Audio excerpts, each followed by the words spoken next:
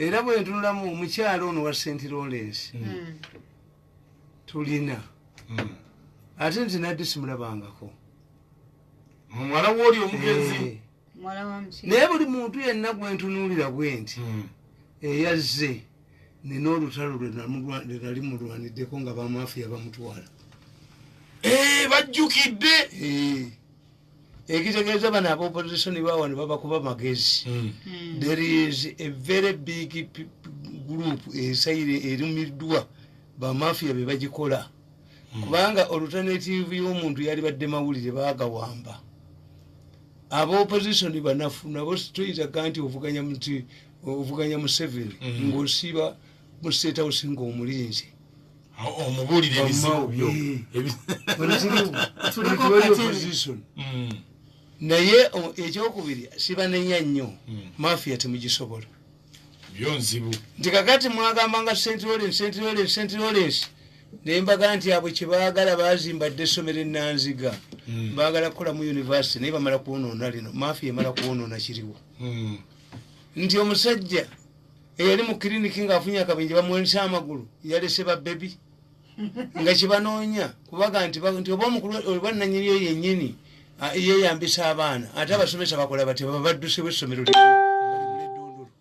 bali basindise ne agenti waabwe ng'aswami nga balowooza nti abaana lijja balemerera kakati ng'ekyo tewali akitegeera nti omuntu yali mu kiriniki nga bamuwanisa amagulu abaana bamutuulangako butuuzi naye nga intention yalyo kugobayo baana wa ligwe yes kale gwe tusobola kitegeera gwejjayo omwana kudduka naye ngaona amaze kitegeera nti omusajja azimba ebizimbe bye bwe twonoona inkamu ye abaana ne badduka mu ssomero ajja bitunda ddondolo bano abaana bajja bitunda ddondolo ligwe nze nsomye ebyafaayo sirabanga mafiya yawana twagikulekera afaayo terina gyeri and I strongly doubt nina akatabo kange nawandika inside the palace nga ntegeeza State House nabaga nalabayo omulokole ogwo muwala muto ali ate mu kitongole kya data center eyo ngali mulokole bwengobera gundi ya district ky'abalokole mulokole tayinza kubeera mu malisi efaanana bwetyo nti I must destroy ekintu omuntu oba bamusiba oba bamutta n'okola teepu n'ogiteeka wali era nze pulezidenti baga nti yaweereza yangamba obukadde 10 bwe buyite wannalwiso ne bumbulekayo sisobola kukwata ku sente za lwiso gyakutteko mu kufaafa naye mwogala ti bwemutujooga tuwaaba mu kkooti obuwa ndi banadduka nengenda mpawe w'omulamuzi era bagenze nasese naye sinakirowoozaako nnyo bage nti omuwala yalina abalongo omu baamubba naye ekyo bwebaba bamubba famire yonna gyegisanyawo bwe bamututte yalina abalongo baliwa yasala balongo nti bamugjamu abaana babiri ne babawoomu naye sinakiyingiramu nnyo omusaayi gweri ag'okubuko bagende banoonye omwana waabwe naye bwekibanga kituufu nga bamugabye ojja kulaba ekkanisa bwerwanagana ne sitaani nti nze ngenda mu kkooti nti mpaabe ekkooti erwawo eyita abajulizi simanyi omulamuzi yalwadde myaka 8 tugenda tebayita abajulizi osindika busindisi tebagamba kumbu kkooti eri muri sensa yaawa wobayitidde webajira ne bakola omulimu nga gusalirawo nolwekyo bya famire ate kirungi ndina amateeka newoba olina gojjewo teganondola bagamba tetubimanyi kati ebyogamba nti yalina abalongo ne babajjamu naye nze kyemba kubizanga mukulu wange bwe yabagamba nti gavumenti eyina enkola enkyamu obulwadde bubeerawo ne butta abaana kati singa tuwandiika abantu abafudde nga bazaala bayitirivu nnyo naye nga nze kyenategeerako nti bayina empiso gye bakuba omuntu ekkiriza omusaayi ne gukulootinga nti kasaba banga tebagikukubye bobreedinga tokulootinga. This is what kills these children during delivery. Kubanga omu yansaba emitwalo 6 bonna baali balubuto omuna ansaba emitwalo 6 nti bagimugambye nenzimuwa ye yawona bambi atono ye bali kusaba luwagendayo yafuna embuto bamukweka nga bati obba kubemboko tewali bagamba banegayirira ntobakuba ngenda bateeka ku kiboko 10 bali wabaki mukono ekitaawe olwokulaga jjalira omwana inform me omukono ekitaawe ngaokagala ate mutabani wa mirundi waliwo gwenva okufudula emisinde ekintu nsobola kimukolera bamubbi nsobola kimukolera nazuula ebintu naye onkeera waka ebyuma biri waka tebiri waka biri mu kyalo nze waliwo neyajja wano ne bamubba ebintu byo byonna nze n'ebyuma ebikebera essimu bweri nti erimu eriyamu tuyinza kubba muntu nesimukwata kati alabika ndoze bamubbye ebyo byagundi byelectronics tonkeera waka oba badde agala biri byebiba bigenda biwenje babiribiri olaba ne professor Bemakere yali ayagala biribiri ngagamba mutasa na biribiri motoka yagifune naye Reverend anasobola biribiri gwe babidde motoka tajja bisobola waliwo Reverend waffe yabadde kumufunga tusaba tuva okuziika singo yajja nangamba agenda okuva katuti we yatadde motoka ye nga ate bakatuti bayimba nti twala byonna byoyina atakabira motoka katonda twala omutima ogwange abasinga ojjagala bagitutte nesinga agantu balesewo omupiira omukadde oba natti oyo tesulayo mukwano gwomanyi ekimuliko galiwo enanga byayogedde ate tebivudde enanga ne ofono bonna bafaanagana. I don't see why ofono should pin down enanga kubanga mafia temugitegeera nabagamba nti ekirungi ky'abamafia nti they target office bearers, dissuade them through media bombardment, which eventually leads to their victims' dismissal or imprisonment.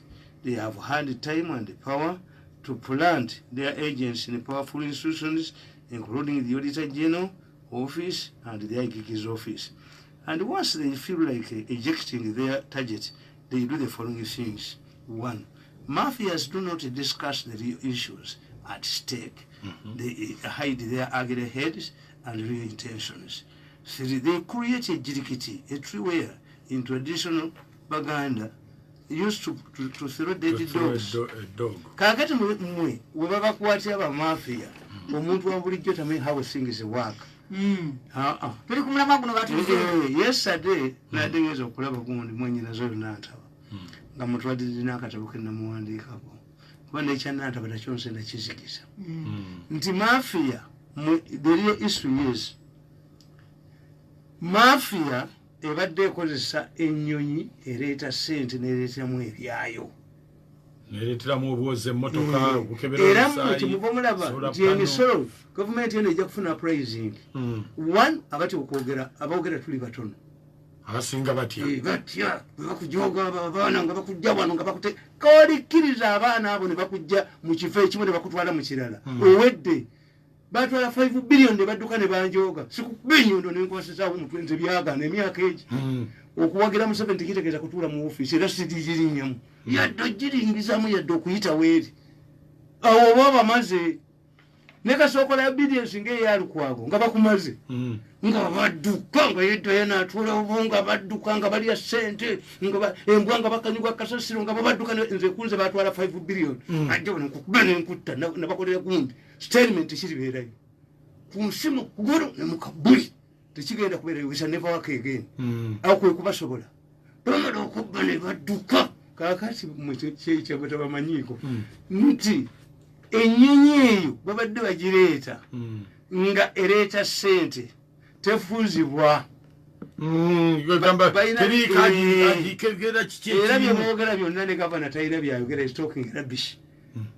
Why? Ye yategeere ye yeefuula whistleblower yategeera atya nti ku nnyonyi kujiddeko ebikyamu era yategeera ddi.